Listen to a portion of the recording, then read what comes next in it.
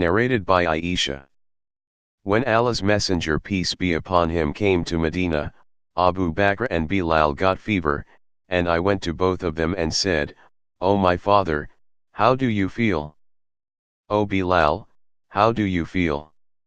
Whenever Abu Bakr's fever got worse, he would say, "Every man will meet his death once in one morning while he will be among his family, for death is really nearer to him than his leather shoelaces, to his feet." And whenever fever deserted Bilal, he would say aloud, "Would that I know whether I shall spend a night in the valley of Mecca with Idkar and Jalil, means kinds of grass around me, and whether I shall drink one day the water of Madinah, and whether I shall see once again the hills of Shama and Tafil."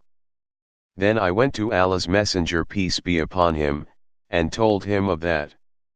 He said, "O Allah, make us love Medina as much as or more than we used to love Mecca. O Allah, make it healthy and bless its sawa and mud, means measures, and take away its fever to Al-Hufa." Narrated by Ubaydullah bin Ayad bin Khair. I went to Uthman. After reciting Tashahhud, he said, "Then after no doubt, Allah sent Muhammad with the truth, and I was amongst those who responded to the call of Allah and His Prophet and believed in the message of Muhammad. Then took part in the 2 migrations. I became the son-in-law of Allah's Messenger peace be upon him, and gave the pledge of allegiance to him by Allah. I never disobeyed him, nor did I deceive him till Allah took him unto him." Narrated by Ibn Abbas. During the last Hajj led by Umar, Abdurrahman bin Auf returned to his family at Mina and met me there. Abdurrahman said, to Umar, "O chief of the believers, the season of Hajj is the season when there comes the scum of the people, besides the good amongst them, so I recommend that you should wait till you go back to Medina, for it is the place of migration and sunnah, means the Prophet's tradition, and there you will be able to refer the matter to the religious scholars and the nobles and the people of wise opinions." Umar said, "I will speak of it in Medina on my very first sermon I will deliver there." Narrated by al-Allah.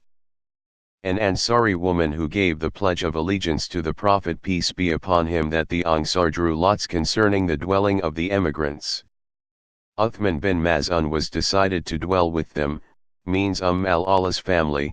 Uthman fell ill and I nursed him till he died, and we covered him with his clothes.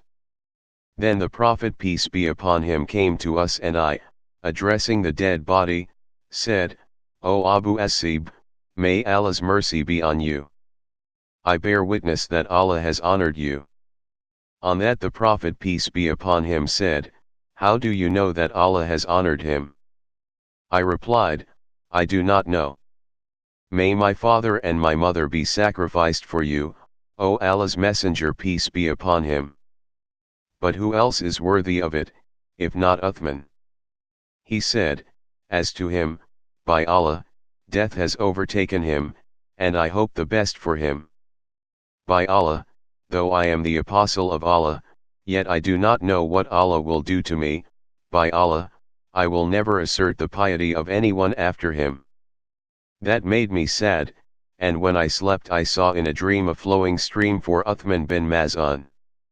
I went to Allah's Messenger peace be upon him, and told him of it. He remarked, "That symbolizes his good deeds."